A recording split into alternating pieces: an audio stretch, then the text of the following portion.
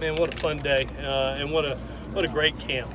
Today we just wanted to put the ball down and just be able to play real live ball and let the kids have fun and march it up and down the field. And I thought both sides competed at an extremely high level. So proud of both our kids and our coaches for their approach to this training camp. They brought an earn it mentality. With a chip on their shoulder and really trying to improve and get better.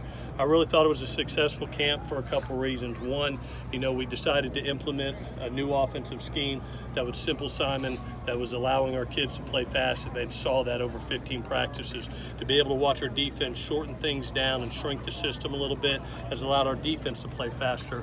I hit our guys up, I said, man, because we shortened these systems down, how much individual time are now you getting to become a better football player fundamentally and technique-wise, and all the time that we spend on our individual drills and getting better, I thought was a big success, and they felt that. The real-time information, I thank all our Pac-12 refs for being here at each practice, but the real-time information of being able to get things back immediately on if there was a foul and be able to address it immediately, I think has made us a more disciplined football team over 15 practices. And then, we really worked the emphasis of all about the ball, from ball security to also being able to get the ball defensively. We had one turnover today defensively on a great rake out, but to be able to address those right after practice as an offense and then be able to account the strip attempts defensively, I thought was really good. The last thing for me walking away from this, and I told her, just got done telling our team, I love where their mentality is at right now. It's like the coaching staff, the players, myself, we all got chips on our shoulder, and we understand that just because you have the SC on your chest doesn't mean you're going to win. You have to earn it, and you have to work and compete to earn it, and that's what they've done in this camp. Now the challenge is to carry over what we've learned in this training camp over to the summer and be able to teach 20 new kids that are coming on board with us our culture and our discipline and what we've learned in this camp. That's a huge factor in next year's team and the onboarding process.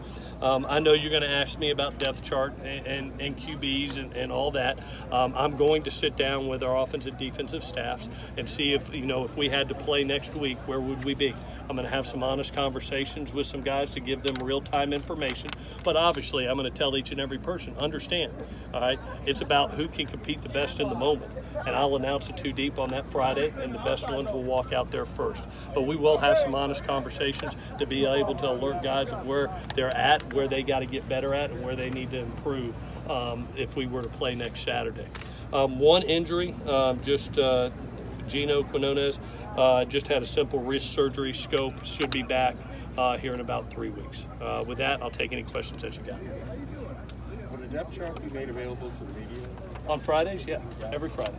Every Friday, I'll give you a depth chart. The depth chart is and I'm saying Friday before the game. Not next week. That's a good one, though. That was a good try. But the Friday before the game. What'd you try and accomplish when you stopped practice to sort of talk after the fight? It's real-time information. That was probably the best learning lesson that we could possibly have in camp, as we just played all day. And when you put guys in competitive atmosphere, and like I told them at the end, that was the last learning lesson of this entire camp, is being able, one, to see, are we going to be a team that cares more about wins, or are we going to be a team that cares more about perception? And anytime that you have emotion, all right, the energy level goes up, and it's okay to have emotion, but have an intelligent emotion.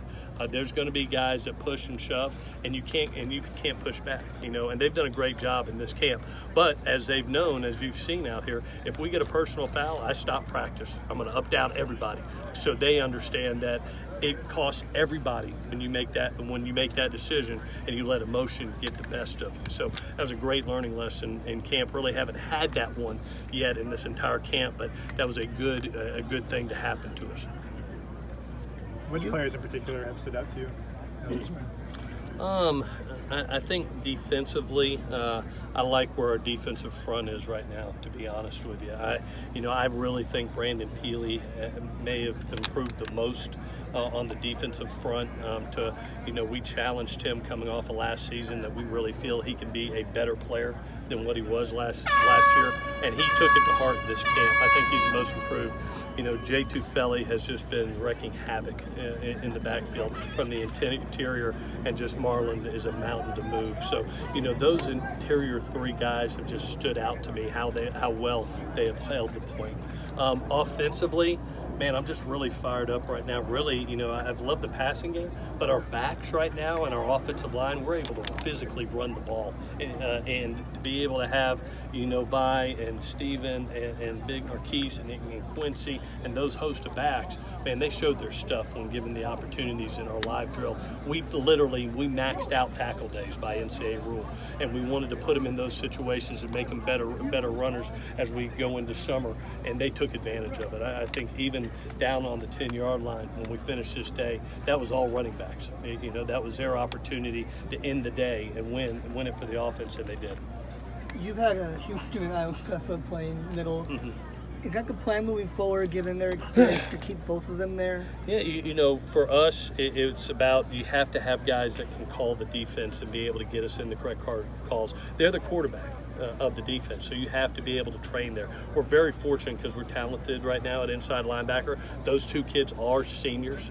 They're good players, and they've got one standing right beside them that's a pretty dang good player too, in EA. So it's all about competition, and those other guys that are in that group. I think that we are in good position for next year, and we'll be deep at that position with a couple older guys and a couple really talented young kids. So I think we're in great position there. But those two kids have learned how to quarterback the defense this spring. Of all the position changes that you've made, which one stood out to you as the most successful? I think the ability of our defensive ends in the appropriate situations. We've become a bigger defensive front at the defensive end position on normal down and distances. You see a Connor Murphy out there. You see a Drake Jackson. Nick Figueroa is out there. And then the ability on third down to get our best pass rushers on the field, I think has been really good too. To be able to see Hunter Eccles and Malik McLean and Elijah Winston, who really cause havoc for tackles with their speed off the edge. I think that's been one of the best improvements that we've made in this game. Like you flipped Liam from defense to offense. Yeah. Of all the switches you made, position-wise, the player, which one seems to stand out to you? I would say probably the most important one right now is probably Liam. Jimmins, he was a kid that was a tight end defensive lineman in high school. We knew he had blocking ability. We knew his toughness. And he's a good athlete, having played on defense. And to be able to be at that tackle position, but you also saw him at guard. I really think that two kids that have come over from that side, both Jacob Daniels and Liam Jimmins, are really going to help us next year. You're going to see them on the field contributing. As you observed Graham through this whole spring, what stood out? Anything that surprised you about the way he runs things that you didn't necessarily know going in? I knew how good he was when he walked in here, so I'm not surprised. But just to be able to watch him work has just been so fun for me. To be able to just say, you know what, Coach, we're going to do what we do and do it better than anybody else in the country. Man, that just, as a coach, you love that. It's about your kids making plays, not you trying to outthink your opponent, but letting your kids just play and play fast. The instant belief that the kids have grown on him over 15 practices, and how they have flocked to him, I think has been terrific. And then I really like during the day, you've seen him gone up into the box, up on the baseball field, and literally not script but train himself in calls, whether it's down and distance. Nothing's really scripted in those team situations, and I think that's unbelievable because he's training himself as a play caller, and it's been really fun for me to be able to watch him do his craft. Before you saw it in action, was there any part of you that wondered how that super simplified approach would work in the NFL? best?